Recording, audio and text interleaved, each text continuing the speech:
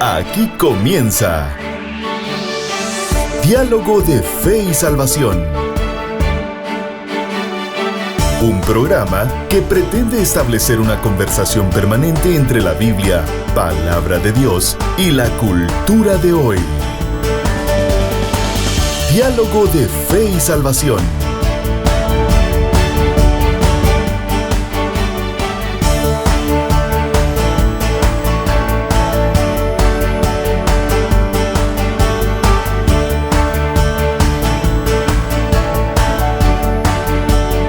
Querida familia de Diálogo de Fe y Salvación, bienvenidos a nuestro programa. Gracias por estar con nosotros. Les agradecemos mucho y obviamente agradecemos al Creador por permitirnos un programa más de Diálogo de Fe y Salvación. Bienvenidos, esperamos tener hoy un buen tiempo. Hoy finalizamos nuestra serie Escolarizar no es educar. Y hoy vamos a hablar un poco acerca del peligro del dualismo. El dualismo. Vamos a hablar un poco acerca de eso junto a mi compañero hermano Eddie Amílcar Osorio. Estamos listos. Hermano Eddie, ¿cómo está usted? Todo bien, hermano Carlitos, contento de poder estar una vez más aquí en Diálogo de Fe y Salvación. Y pues como ya usted lo decía, listo para el ¿finalizar último, serie?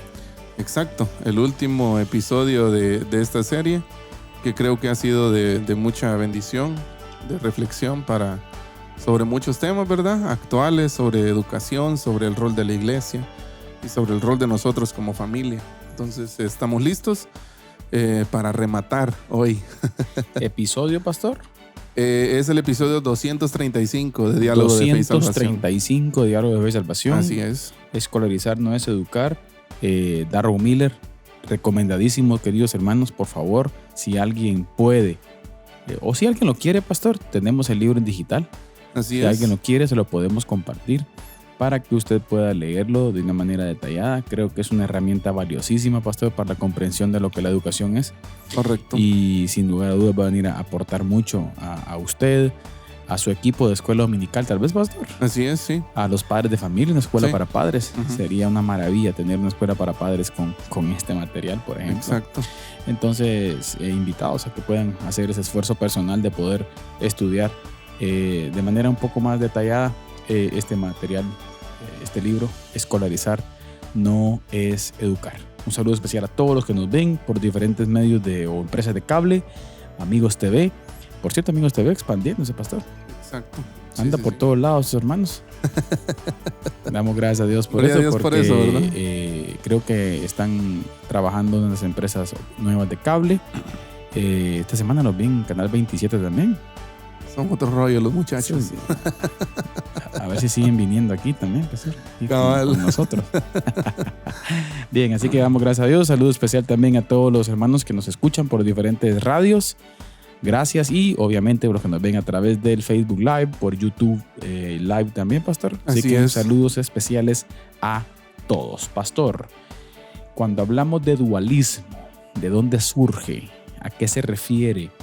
Y de dónde comienzan las primeras líneas de esta situación o de este problema, si queremos llamarlo así, pastor, que hasta hoy en día en el año 2026 nos sigue todavía trayendo cola. Sí. Porque un alto porcentaje del cristianismo contemporáneo, pastor, considera todavía este asunto. Sí. Y el dualismo, en términos así simples, pastor, podríamos definirlo como ese problema en donde el creyente separa aquella famosa frase, lo secular de lo espiritual.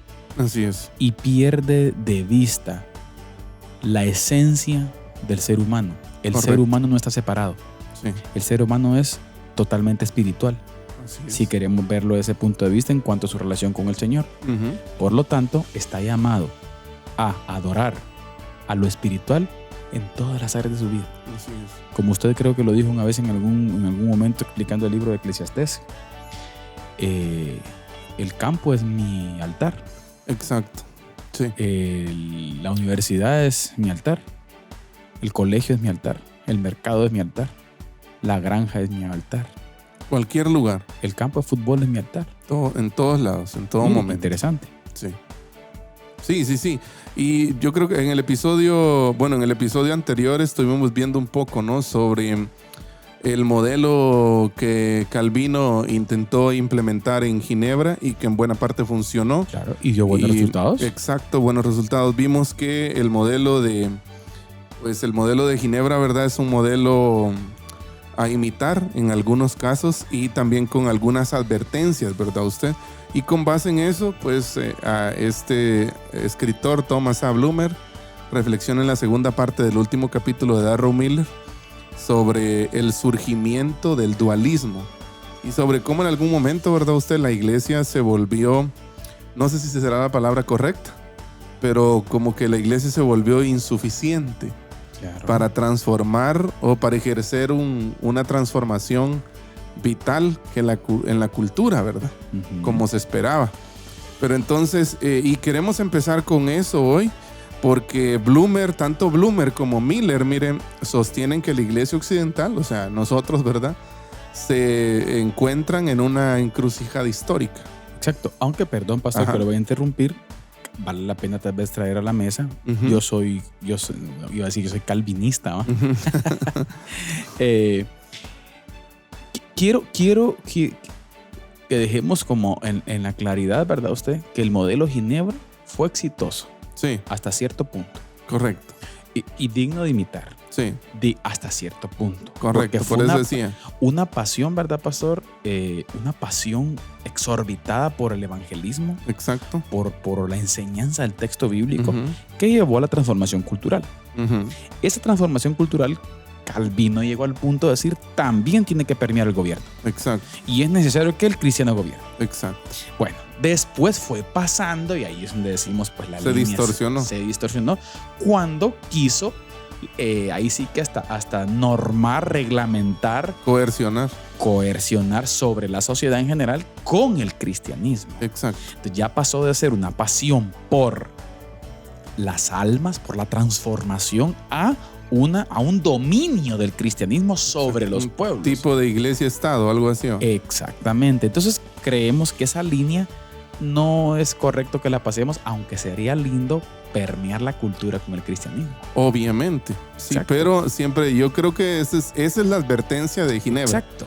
Que debemos de saber dónde están las líneas de los estándares bíblicos. Exacto. Ya, porque lo que pasó fue eso, ¿verdad? Que en algún momento se borró.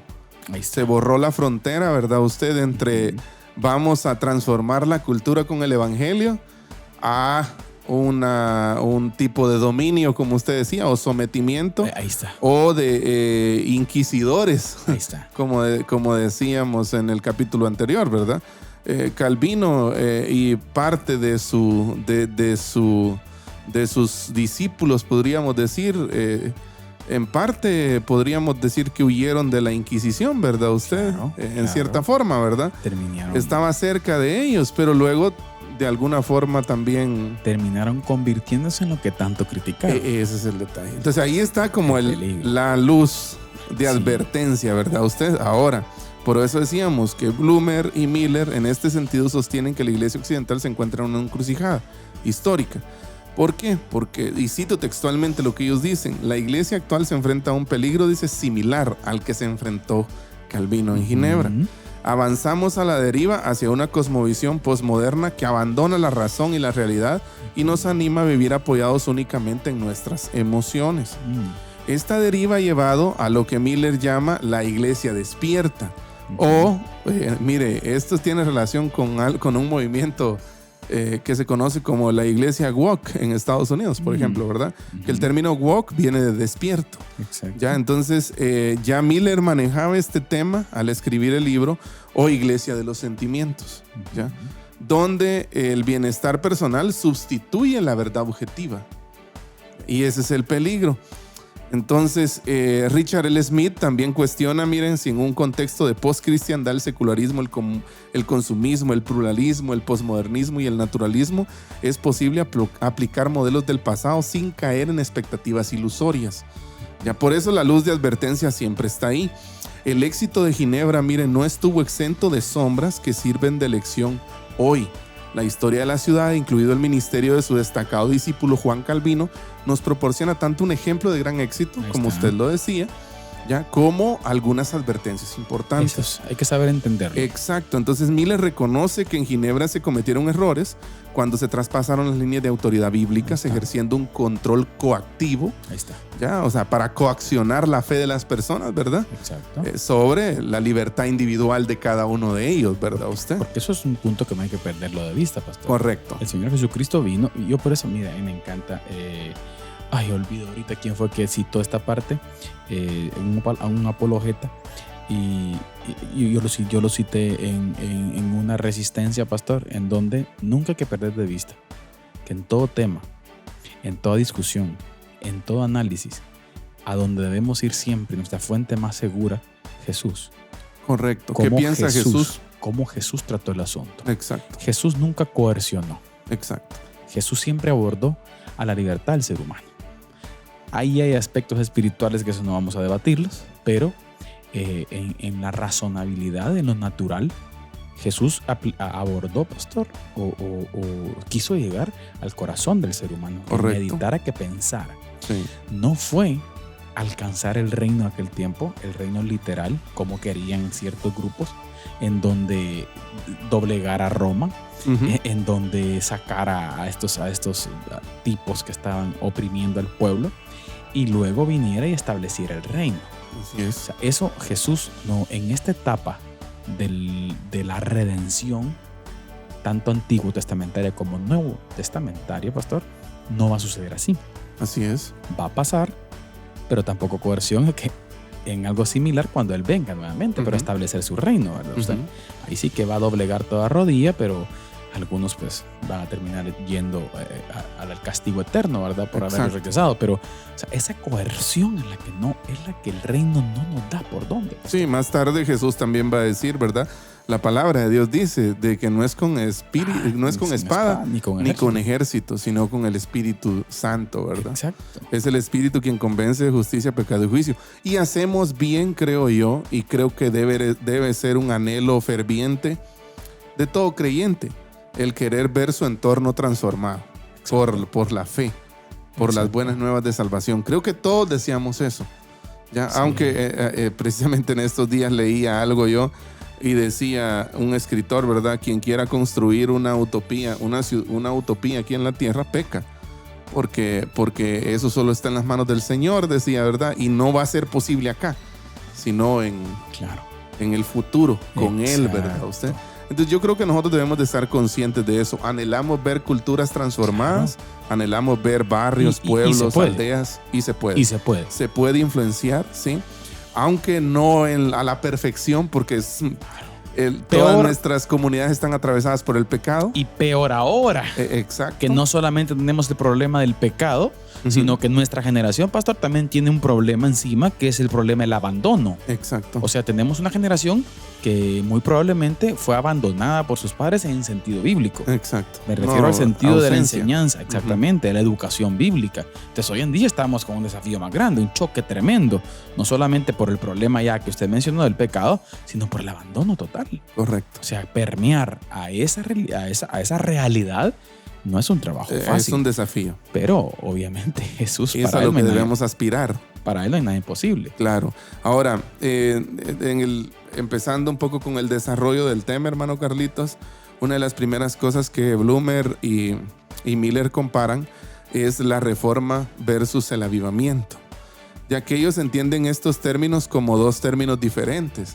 Y es curioso el planteamiento que hacen, porque ellos, la pregunta que ellos intentan responder es ¿por qué la conversión individual no es suficiente para cambiar una nación? ¿Ah? Entonces, en el avivamiento mucha gente es salva, dicen ellos. Se fundan nuevas iglesias, los cristianos se comprometen, pero a menudo el avivamiento se detiene ahí. En la iglesia. En las cuatro paredes del templo. Exacto. ¿Ya? Entonces, en la reforma, alguien se da cuenta de que la gente no sabe cómo vivir conforme a las verdades bíblicas y necesita ser enseñada.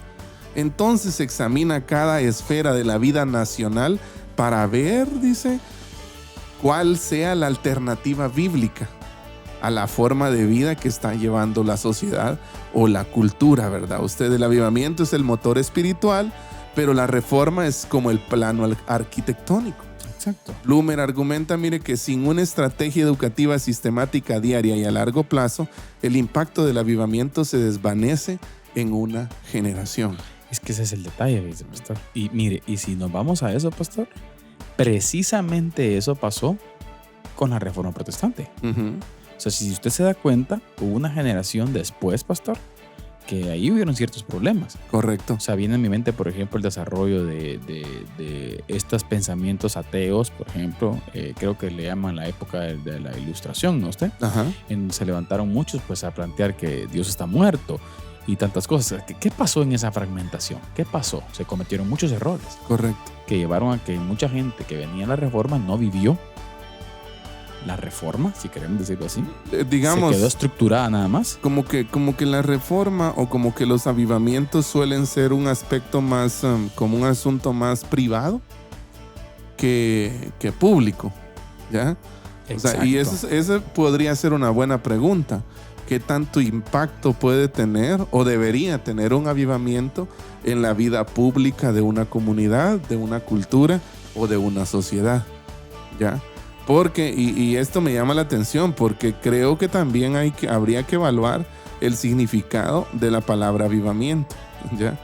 Avivamiento generalmente hoy en día lo mencionan por todos lados. Viene un predicador X de internacional de tal iglesia, de tal lado, de tal corriente evangélica, de tal ciudad, y dicen, estamos viviendo un tiempo de avivamiento, pero generalmente ese no termina... Le doy mi opinión personal con respecto a esto, ¿verdad? O sea, no termina de convencerme ese tipo de avivamientos, digámoslo así, porque el avivamiento bíblico yo lo veo como gente arrepintiéndose, gente rindiendo su corazón delante de Dios y por consiguiente impactando su entorno. ¿Ya? Nosotros vemos en Hechos, por ejemplo, que quizás es el libro que tiene más registros quizás de avivamientos en la Biblia, ¿verdad? Hablando ya en el contexto de la iglesia del Nuevo Testamento. O sea que podemos sacar un punto bien importante aquí, pastor, que toda nuestra gente lo escuche y lo analice. Avivamiento no solamente son cultos bien bonitos. Y no estamos hablando meramente de algo emocional, aunque el avivamiento obviamente incluye eso, claro. ¿Verdad? Porque hace poco se estuvieron dando un montón de situaciones en Estados Unidos, no se dio cuenta que eran famosos avivamientos, no sé cuántos días cantando, no sé cuántos días orando. Exacto. Bueno, eso está bien, pues está bien, pero ¿qué pasó después? O sea, no podemos decir que es avivamiento. Ese es el punto. O sea, no es ese solamente el avivamiento. Que haya pasado algo después en esas comunidades, ojalá. No, yo no le di seguimiento. No voy por eso la pregunta, ¿verdad? ¿Cuál es el alcance social? Exacto. Si en tu comunidad hubo un bonito culto, campaña evangelística, aceptaron mucha gente lloró, mucha gente, no sé, usted hizo algo bonito en el culto, pero si no permeó, bueno, no va por ahí. Ese es el punto. Entonces, y ahí es donde surge entonces esta dicotomía, ¿no? La dicotomía sagrado-secular, en donde partimos las cosas. Lo secular lo vivimos de una forma y lo sagrado de otra forma. La infección, mire, que paraliza la iglesia, ¿ya? Es esta. Muchos hemos vivido toda una experiencia educativa que prácticamente no establece ninguna conexión entre Dios y la vida material, ¿ya? Entonces, o la ciencia o la economía. Tal educación solo puede producir una mentalidad dualista. Y yo creo que parte de la vida que nosotros llevamos es precisamente influenciada por sistemas educativos así. O sea, en donde no se intentó conectar a Dios porque Dios es algo ajeno a lo que estás aprendiendo acá. Ajá, es como decir, bueno, una cosa son las ciencias, una cosa es la biología, una cosa son los estudios sociales y otra cosa es el Dios en el que vos crees, ¿verdad? Ese de los cultos de los domingos, son otros 20 pesos, ¿verdad? Exacto. Entonces no hay un entendimiento. Podríamos decir la palabra que mencionábamos, que quizás es un poco técnica, ¿va? Pero no hay un entendimiento holístico del ser humano y de todas las cosas, ¿verdad usted? Exacto. De que el ser humano es un todo y vive así. O sea, no está se puede sistematizado ni por partes. Exacto. No se puede vivir cristianamente los domingos y olvidarte de todo eso el lunes, por ejemplo, ¿verdad? Y a mí me encanta cómo Pablo, fíjese, tiene un pasaje maravilloso para volarle la cabeza a esta dicotomía, fíjese, pastor. Ajá. Romanos capítulo 12, ¿no? Verso 1. Sí, pues hermanos, os ruego por las misericordias de Dios que presentéis vuestros cuerpos en sacrificio vivo, santo, agradable a Dios, que es vuestro culto racional. O sea, vuestra forma de vivir. Sí. O sea, ¿qué está diciendo Pablo? Ese sacrificio solemne que está figurado en el Antiguo Testamento, cuando usted lleva su animalito, perfecto, bonito, gordo, el mejor, y hace usted un acto de reverencia delante del Señor, y lo quemaban, y las grasas eran quemadas, que el olor a gordurita de chivo, pastor. Bonito olor agradable, dice el texto, ¿verdad usted? Entonces, Pablo está diciendo, mire muchachos, ya no es eso. Ahora son ustedes. Ahora sus cuerpos en sacrificio vivo. ¿Y cómo? Todo el tiempo. Agradable a Dios. Todo el tiempo. Tu negocio, tu trabajo. Exacto. Donde estés, es un lugar de oración. A donde vayas, en la oficina, en la mesa del comité, en la mesa, no sé en qué usted se involucra, pero es en todo. Dios nos llama a todo, pastor. Y bien dicho por el autor, pastor. Me gusta esa definición que él toma. Mire, es la infección que paralizó a la iglesia. Exacto. O sea, ¿en qué momento la iglesia comenzó a pensar de que ellos no eran iglesia afuera? Ese es el detalle. Y que esto en parte, hermano Carlitos, fue lo que intentó recuperar la reforma. Claro. Y en buena parte yo creo que se hizo la labor, ¿no? Pero después volvimos a lo mismo. Exacto. ¿Ya? Porque yo recuerdo que una de las cosas que Lutero plantea es que no solo los clérigos pueden alabar a Dios, ¿verdad? Claro. ¿Ya? Sino que este término también que se usa, ¿no? Y que lo hemos mencionado en algún momento aquí en el programa, este término de servir a Dios a tiempo completo, ¿verdad? Bueno. ¿Qué es servir a Dios a tiempo completo? Bueno, todos estamos a tiempo completo sirviendo al Señor. Ya, o sea, estás en la labor pastoral sirviendo a tiempo completo, gloria a Dios. Estás vendiendo en tu tienda, pues ahí estás a tiempo completo con Dios, ¿verdad? O sea, no importa dónde estés, vos si sos un hijo, le perteneces a Él y tu tiempo también. Lo que pasa, pastor, que hemos clasificado, hemos hecho clasificaciones. Fragmentaciones. Hemos hecho tipos de cristianos, tipos de esto, tipos de aquello, y simple y sencillamente hay uno. Jesús lo definió, ¿cómo lo definió Jesús en su conversación con la mujer samaritana? Sí. Adoradores. En espíritu. En espíritu y en verdad. Y es curiosa la respuesta, ¿no? Porque yo creo que la duda de la mujer samaritana puede ser en cierta forma la duda de nosotros. Claro. Algunos dicen que debemos adorar en este monte y otros que en Jerusalén, ¿va? ¿En dónde? Vendrá el tiempo y la hora. Y la respuesta de Jesús es magistral. Exacto. O sea, ni aquí ni en este monte. Mire qué interesante. Verdaderos adoradores en espíritu y en verdad. Y ahí hay un contexto de fondo en esta mujer, ¿verdad? Usted que recuerde usted que ella tenía en mente el lugar. Exacto. En el lugar caso físico. El físico, el templo de Jerusalén, y ellos que ya habían armado algo en Samaria también, ¿verdad? Usted que tenían su lugar porque, bueno, ahí primero había sido, decían ellos, el pleito que había. Pero miren la mente de ella. Entonces usted podrá decir, ¿hay alguna diferencia hoy? ¿Sabe? Probablemente no hay diferencia entre la mujer samaritana y muchos cristianos de hoy en día. Exacto. El cual piensa que sujeta la adoración a un lugar físico. Exacto. Podría ser. Puede ser en la parroquia del pueblo o en la iglesia del pueblo. Piensa que un avivamiento solamente puede suceder invitando a alguien que cante bonito. Y no necesariamente es así. Correcto. Usted puede ser avivado en el Señor aún en una lectura bíblica. Claro. Yo en algún momento, fíjese, pastor, testifico de escuchar un arranque, el programa de la madrugada, por cierto, fue en Radio Cultural, amigos. Y el hermano arrancó leyendo el Salmo 51. Y yo de por sí, el Espíritu del Señor me devanó. Sí, pues. Allí, específicamente. Y eso era en el mercado. Exacto. Entonces, todo eso tenemos que quitarlo de nuestra mente, pastor. Recuperar una visión completa de la vida. Exacto. Y eso es lo que está pasando hoy. Es la infección que me atrevo a decir que sigue paralizando a la iglesia. En gran manera. Porque, mire, si reconociéramos, como lo hemos citado anteriormente, ¿verdad? Y que es una cita que está ahí en el libro de Darron Miller, si reconociéramos que Tierra Santa es tanto el púlpito como la tienda, sería otra cosa. O sea, cualquier lugar que pise su pie es Tierra Santa. ¿Ya? O sea, ahí puede adorar. ¿Sabe? Olvido ahorita el predicador que decía el mundo es mi capilla, algo así. Pero había un predicador de estos de los siglos pasados que decía, el mundo es mi... ¿Era Wilkerson? David Wilkerson, creo yo. No me recuerdo muy bien, pero él decía algo así como, el mundo es mi parroquia, el mundo es mi capilla. El mundo es el templo que Dios diseñó para que yo lo adore. Exacto. ¿Ya? Entonces, y ese es el entendimiento que nosotros deberíamos recuperar, ¿ya? Para eliminar esta dicotomía sagrado-secular, ¿verdad? Claro, usted? y que hoy en día es importante nuestra, porque alguien puede decir también, ¿verdad, pastor? Dice el otro extremo, entonces no es necesario ir a la iglesia. Ese es este tema. Es que tampoco estamos diciendo eso, estamos diciendo que la iglesia es necesaria. ¿Por qué? Porque en términos de comunidad, en términos de edificación, sí, en términos de la iglesia por diseño de Dios está ahí. Claro, en términos de misión, pastor, de unidad de misión, de inversión de misión, o sea, edificación. Eso es necesario. Sí. No estamos discutiendo esa parte, estamos discutiendo la actitud del creyente. Correcto. No desconecte su enchufle el domingo al terminar el culto. Exacto. Y el domingo lo hablamos aquí en la Escuela Dominical, por cierto.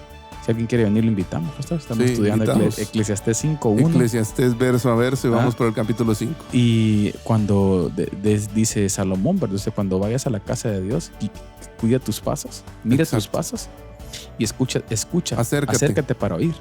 Y esa frase que dice acércate para oír es en realidad una palabra, que es la palabra shama o shema.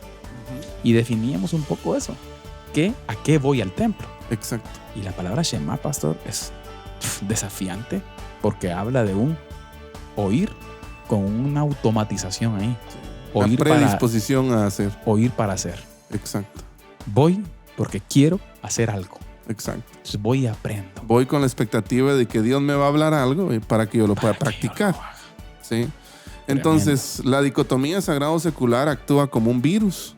Sí. Esta división hace, mire, que la iglesia sea vista que la Biblia sea vista como relevante para la vida de la iglesia, pero no para la empresa, para el derecho, para la política. Mire. ¿Ya? Esto reduce entonces la fe a un asunto dominical. Ahí está el punto. ¿Ya? Mientras el resto de la semana se opera bajo presupuestos materialistas. Y mire, pastor, yo aquí sí tengo mucha discrepancia con la cultura contemporánea. Ajá. Porque hay una cultura hoy en día, pastor, la cultura de redes, una cultura tóxica, es una cultura abusiva, es una cultura que de la noche a la mañana usted o sea, la gente no está por la labor. Sí, no está la por gente quiere ver sangre. No quiere sufrir. Y sabe, hay mucha gente que no quiere sufrir eso. Sí. Y por eso tiene un temor. Hace poquito hablaba con gente que anda caminando ya en que es la ruta política, ¿verdad usted? Y puede existir gente, ¿qué le digo? Que tenga ganas, ¿verdad usted, de hacer algo bueno. Y llama la atención que ellos dicen, muchos se quejan, pastor, nadie fuera de la política, gente honesta, cristiana, quiere participar porque tiene temor. Sí, pues. No quiere pasar. Y es gente que podemos decir que fruto, evidentemente, su fruto de su integridad y su honorabilidad, no quieren. ¿Por qué? Por esa cancelación, por ese temor. Pero es aquí donde entramos, mire, pastor. Y yo diría, qué bueno fuera que cristianos honestos, capacitados, ese punto es clave también, lo hemos dicho aquí en el programa, pastor. Correcto. Cristianos honestos, verdaderos discípulos de Jesús, capacitados, puedan incursionar, pastor. Claro. Y es probable que esta generación que quiera romper este dualismo va a ser una generación bizarra que va a sufrir. Va a sufrir que se lo coman en redes sociales, va a sufrir en que digan un montón acerca de... Pero creo que la identidad en Cristo debe estar clara. Debe estar clara. Debe estar clara. Pero menciono esto porque mire cómo se apaga la presencia de la iglesia desde la perspectiva de la cultura. Sí. ¿Sí? Por causa de ese dualismo específicamente. Exacto, y lo que estamos hablando, para recapitular un poco, ¿verdad? Es que muchas veces el avivamiento nada más se reduce a algo de 4 paredes, algo sin influencia, sin mayor impacto en las culturas, sociedades, en las familias, en los pueblos, ¿verdad? Entonces la iglesia pierde ahí porque se identifica la Biblia, se identifica la vida cristiana como algo muy propio de ciertos días o de ciertos espacios, ¿verdad? Como los domingos, la iglesia, el templo, ¿ya? Pero no se considera que esa vida sea relevante o que tenga algún tipo de impacto en otras áreas. ¿ya? Como la vida en sociedad, estábamos hablando, la ciencia, la economía, ¿ya? La política, el derecho, la empresa. Entonces nos estamos quedando cortos ahí, y ahí de esa forma, como usted decía, es como se apaga la luz de la iglesia poco a poco. ¿Por qué? Porque en vez de culturizar, se deja o permite la culturización dentro de ella, ¿verdad? Pero bueno, para seguir, eso de la asimilación cultural es un tema interesante. Tenemos resistencia hoy, ¿verdad? Sí. Bueno, entonces les recordamos, hermanos y amigos, que estamos abordando el último capítulo de Escolarizar no es educar. Quédese con nosotros porque tenemos unas conclusiones claves ahí para compartirlas con todos ustedes. De momento, queremos dejarlos con nuestro hermano pastor Carlitos Vidal, que nos comparte la resistencia. Les escribo para exhortarles a contender ardientemente por la fe que fue entregada una vez y para siempre a los santos. Judas, versículo 3.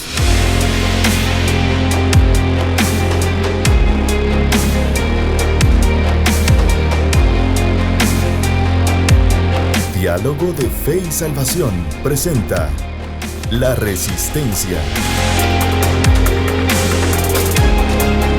Saludos familia, bienvenidos a La Resistencia, este espacio en donde, desde una perspectiva bíblica, analizamos los diferentes fenómenos que la iglesia contemporánea enfrenta en estos días. Y hoy vamos a traer una solicitud de oración. Sí, una solicitud de oración a usted que nos ve, a usted que nos escucha. Qué lindo es vivir y adorar al Señor en un país en libertad. Dios, en su soberanía y con un propósito, por cierto, nos puso a nosotros acá, en nuestro país, con libertad, con una cantidad enorme de recursos para la predicación del evangelio, para el quehacer eclesiástico, para tantas cosas. Pero yo quisiera que hoy en nuestro corazón podamos tener aquella gente que sufre. Y yo quiero citar esta tarde de La Resistencia el informe de la lista mundial de persecución, el cual fue elaborada por una investigación por el Ministerio Puertas Abiertas, en donde nos menciona a los 10 primeros países de la lista mundial de persecución, en donde el cristianismo es perseguido. Y quisiera llevarlos a este listado, el cual habla de grados de presión significativos hacia esos cristianos. Imagínese usted ser perseguido en diferentes áreas como su vida privada por ser cristiano. Usted es perseguido, su familia, por causa de Cristo. Su vida en comunidad, por causa de Cristo. Su vida nacional, por causa de Cristo. Y, obviamente, su vida en iglesia. Cada uno de estos ámbitos, estas personas, queridos hermanos, son perseguidos diariamente. Y la lista mundial de países perseguidos, en primer lugar, encontramos a Corea del Norte, en donde el 97% de los cristianos son perseguidos. Luego encontramos a Somalia, en donde el 93% de la cristiandad es perseguida. Oremos también por Yemen, país en el norte de África, el cual el 93% de los cristianos son perseguidos. También en la lista mundial de persecución está Sudán en el lugar número 4, donde con el 92%. Luego en el lugar 5 encontramos a Eritrea, también es un país al norte de África, con el 90%. Mire qué interesante, Siria, sí, Siria está en el 6º lugar. Luego encontramos a un país que ha sido noticia últimamente, que es Nigeria. Nigeria con un 89% de las personas cristianas perseguidas. Luego, en el lugar número 8 encontramos a Pakistán, ¿sí? Ese Pakistán que está mediando la paz, entre comillas, hoy en día. Bueno, es un país que el 87% de cristianos son perseguidos. Luego encontramos a Libia, ¿sí? Libia, país en el Medio Oriente, que con el 87%. Y luego, mire, para variar, Irán. Irán con el lugar número 10, con el 87% de cristianos perseguidos. ¿Por qué mencionar esto? Como vuelvo a repetir, Qué bonito es tener nuestra familia, hermanos, y tener la comodidad para adorar y todos los recursos necesarios. Pero estos hermanos en esos países están siendo perseguidos. Si usted tiene un tiempo en sus oraciones, sí, acuérdese de la lista mundial de persecución o de países perseguidos. ¿Sí? Por lo tanto, mis queridos hermanos, les animamos que oremos.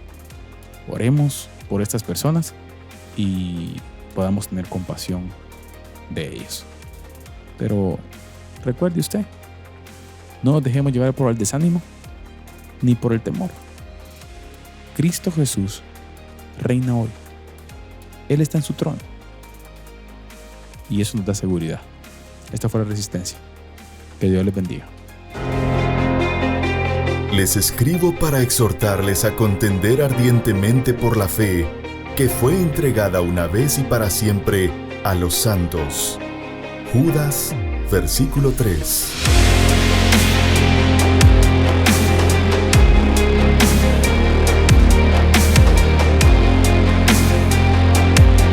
Diálogo de Fe y Salvación presenta La Resistencia. Bien, hermanos y amigos, estamos de vuelta, hemos regresado de La Resistencia y seguimos aquí en Diálogo de Fe y Salvación, episodio 235. Estamos abordando el último capítulo de nuestra serie, Escolarizar no es educar.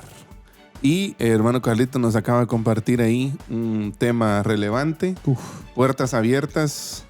Elabora este listado mundial de persecución, Sí. Que es mundialmente conocida. Y creo que Pastor, pocas veces nos recordamos en la iglesia, creo, de la gente que vive bajo estos parámetros de persecución, en donde no hay libertad de culto, en donde no tienen ni el más mínimo, ni la más mínima garantía, pues, para ejercer. Gloria a Dios por lo que tenemos, pastor. Exacto. Bueno, no sé si nos hace bien o nos hace mal, ¿va? Pero, Puede ser. pero, Sí, pero ahorita me estaba recordando precisamente de un cineasta estadounidense que se llama Todd Paulson. Todd Paulson acaba de sacar un documental que se llama T21 o T21, algo así creo que se llama en inglés. Y lo puede buscar en YouTube usted. Es precisamente un video que hace alusión a 21 cristianos que fueron masacrados, cristianos coptos. No me recuerdo en qué país es. Pero precisamente creo que estaba relacionado algo con esto, con la iglesia perseguida y todo eso, ¿verdad? Y creo que nosotros como iglesia pues debemos también recordarnos de aquella gente que sufre estos flagelos, son nuestros hermanos. claro. Ya, entonces, pero creo que poco nos recordamos de ello. Entonces, invitados, ustedes visiten Puertas Abiertas. Busque ahí usted Ministerio Puertas Abiertas y ahí le va a salir en Google la página. Y ahí usted puede descargar en PDF, puede presentarlo en su iglesia, en un proyector, en una pantalla, y que los demás hermanos sepan y conozcan cómo está el asunto de la persecución a nivel mundial. Hermano Carlitos, ¿cómo se apaga la luz de la iglesia? En el proceso de asimilación cultural, volviendo al tema que nos ocupa. Ya recapitulando un poco, estábamos hablando, ¿verdad?, de que el avivamiento a veces suele ser algo que se queda dentro de las cuatro paredes, no impacta a la sociedad, no impacta la cultura, la política u otras áreas de la vida. Ya, entonces es bien complejo ese tema. Entonces se va apagando la luz de la iglesia poco a poco. La iglesia intenta comunicar de manera relevante a la cultura y por tanto a menudo adopta el lenguaje el lenguaje de la cultura. Luego se acomoda a la cultura y finalmente es cautiva de la cultura. Es que ese es el problema. Y ese es el problema. Ahí está el problema, pastor, y es ahí donde nosotros caemos, vamos a decir así. Sí. Pero es ese mismo virus, mire, pastor. El mismo virus es el que nos hace irrelevantes. ¿Sí? Atrofia los músculos de la iglesia. Totalmente. Porque no permite, le voy a decir así, no permite que la vida cristiana se viva fuera del edificio del templo, ¿verdad usted? Y Bloomer, mire, Thomas A. Bloomer, que es quien escribe este capítulo, describe este proceso en 4 pasos. Número 1, la iglesia intenta ser relevante. Sí. Y aquí tengo una observación muy buena de un teólogo que estaba leyendo recientemente. Número 2, adopción del lenguaje secular.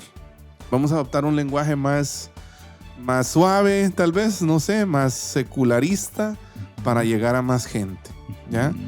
Número 3, acomodación teológica. Vamos a acomodar nuestra teología a que sea más agradable a la gente, ¿ya? Que sea más suave con la gente. Y número 4, cautiverio ideológico. ¿Ya? Entonces, el resultado es una iglesia que en lugar de discipular, es enseñada por otros entes. En vez de ella discipular, la discipulan otros a ella. Exacto. ¿Ya? Entonces, y ahí es donde hemos fracasado, pastor. O sea, si queremos decirlo desde ese punto de vista, pastor, esto hoy en día está pasando. Sí. Lo estamos viviendo. Claro. La iglesia necesita recuperar esa influencia que tiene que tener. Pero creo, pastor, fíjese que debe ser una cuestión entendida. Yo creo que la iglesia hoy hasta no sé si entiende este asunto. O sea, tiene que ser una cuestión entendida en qué plano, en qué contexto está parada. Entonces la iglesia necesita entender que está parada en una época de posmodernismo, debe entender hacia dónde vienen las luchas, de dónde vienen los vientos, de dónde vienen los golpes, de dónde vienen las corrientes, y debe estar lista Exacto. Para eso, ¿sí? Lista para poder dar defensa, lista para poder explicar, para mantenerse en la línea, pastor, no negociable. O sea, el evangelio es no negociable, pastor. Correcto. Entonces, el problema es que hoy, por causa de querer ser relevantes, negociamos. Ese es el punto. Y nos vamos tirando un poquito al centro para poder supuestamente llegar, pero en ese procesito terminamos siendo igual. Sí, aquí me recuerdo yo de un artículo que en algún momento leí de Lucas Leis en una revista de especialidades C25, y él dice, ¿verdad?, que la iglesia actualmente tiene dos luchas. Una es por ser relevante y otra es por ser bíblica, ¿ya? O sea, entonces dice, por un lado, las iglesias relevantes en la cultura se consideran medio mundanas o mundanas, ¿verdad?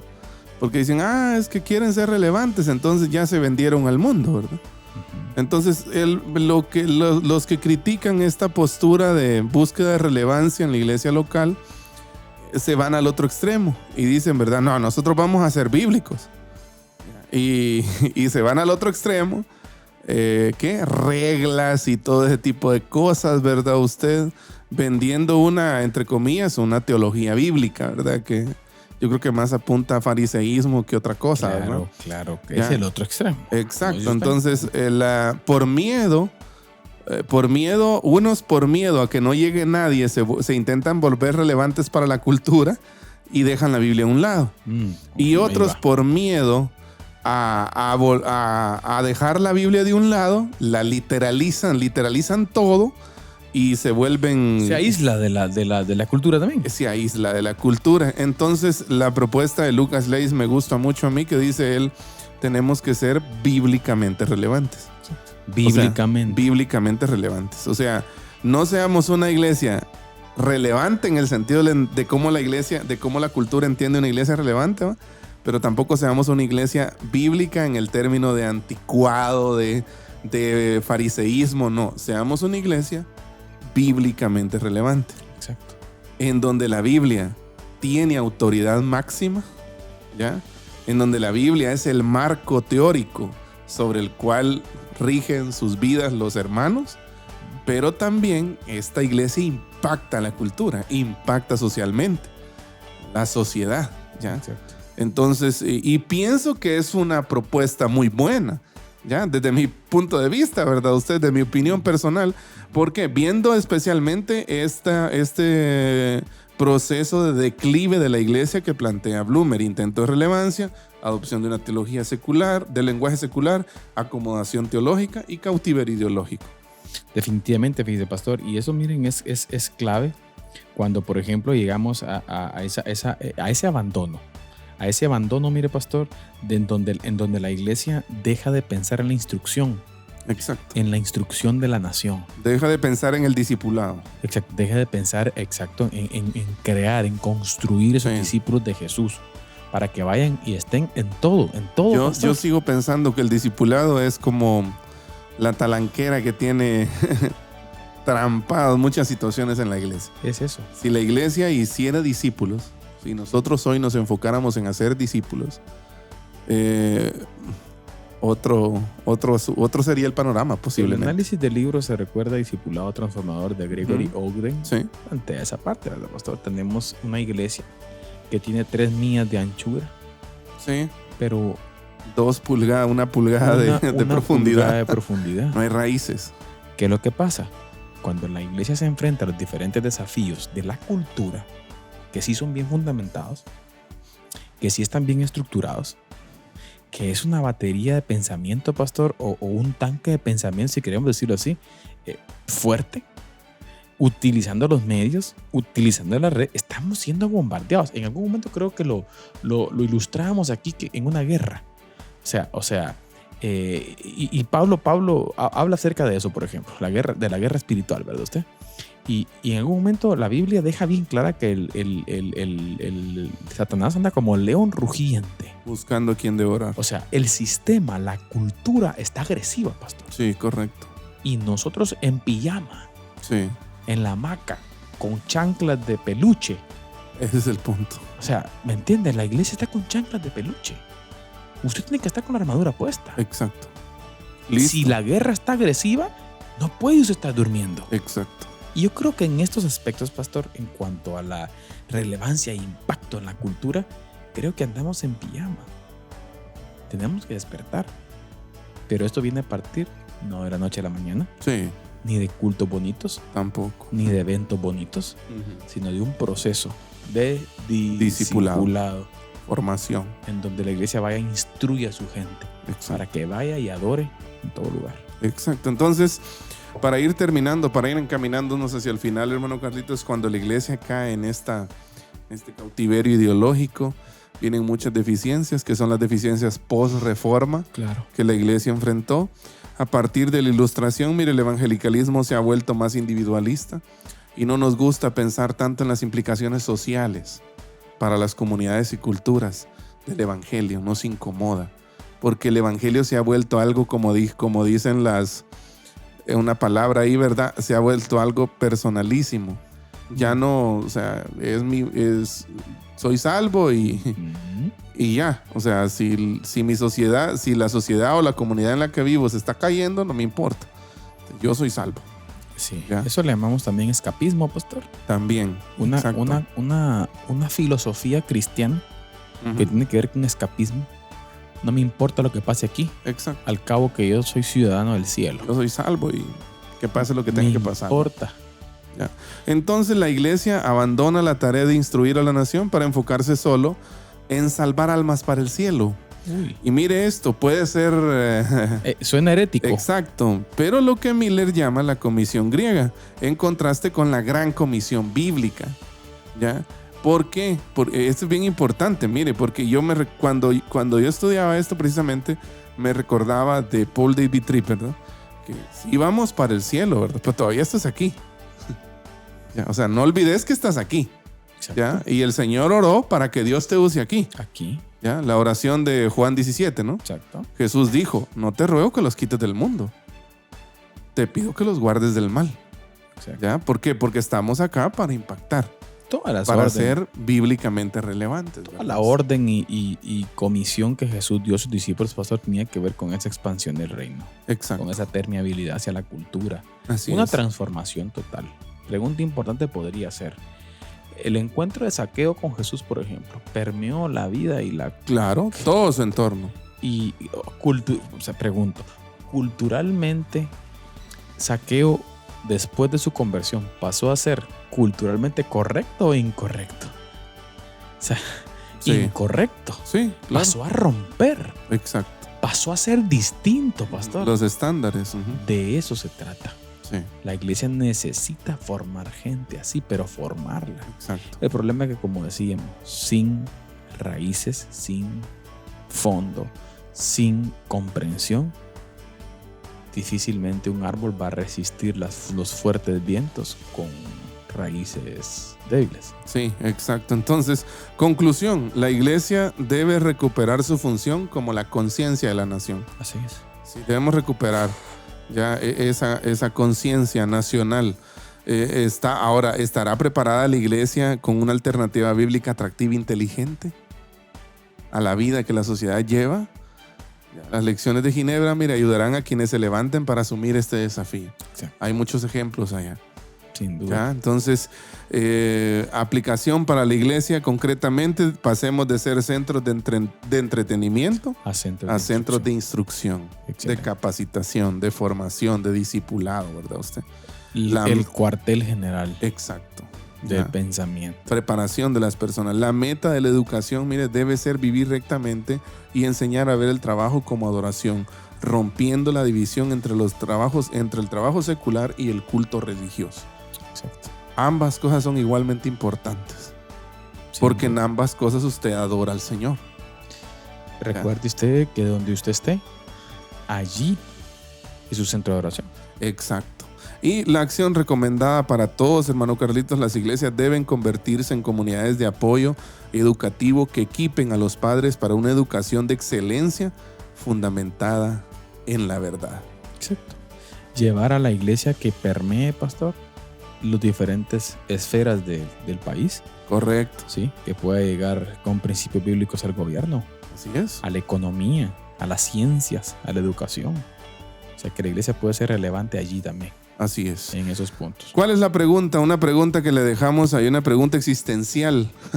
Considere usted su contexto local como iglesia, a la iglesia donde usted va, y pregúntese esto. ¿Está mi iglesia formando discípulos que sepan imitar a Dios en su lugar de trabajo? ¿O solo creyentes que saben cantar el domingo? Buenísimo. ¿Qué estamos produciendo? ¿Qué está pasando de allí? Dijo. ¿Qué estamos produciendo? Así es. ¿Estamos produciendo creyentes que viven su vida cristiana el lunes o solo el domingo? ¿Ya? Entonces, recuerde, no se trata de imponer una teocracia, sino de aplicar principios bíblicos al gobierno, a la economía, a la educación y todo, ¿verdad? Entonces, levantemos una generación que entienda, mire, que la formación de los niños comienza en la mente, que la formación de las naciones comienza en la mente de los niños. Sí. Y que cada acto de aprendizaje es un acto de gobierno bajo el señorío de Cristo. Excelente. Definitivamente. Ese es el desafío y el reto. Tenemos que ejercer o ejecutar una reforma estructural, pastor. Primero en nuestras mentes, en la forma de cómo concebimos el ministerio. Yo recuerdo una de las tesis del libro de Lucas Magnin, el libro se llama Las 95 tesis para la nueva generación, y una de las tesis dice: si tocas un ladrillo de tu edificio teológico, no quiere decir que se va a caer todo. Claro. No tenga miedo tocar un ladrillo de su edificio teológico. Tocar cosillas. A veces es necesario. Hay un dicho, pastor, muy, muy, muy cierto. Si seguimos haciendo lo mismo, no vamos a obtener resultados diferentes. Correcto. Vamos a seguir teniendo los mismos resultados. Por lo tanto, querida iglesia, hoy toca ser distinto. Así es. Inténtelo. Dios, estoy seguro que lo va a respaldar. Amén. Pastor, hemos finalizado. Escolarizar no es educar. Así es. Buenísimo, pastor. Sí, definitivamente ha sido un gran libro este de Escolarizar no es educar.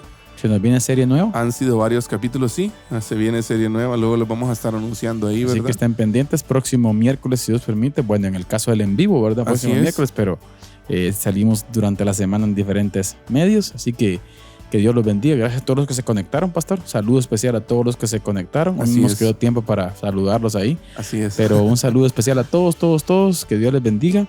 Y si el Señor lo permite, nos vemos en nuestro próximo programa. Pero antes de irnos, siempre queremos recordarles que la verdad no solamente puede ser corrompida con la mentira, sino también con el silencio.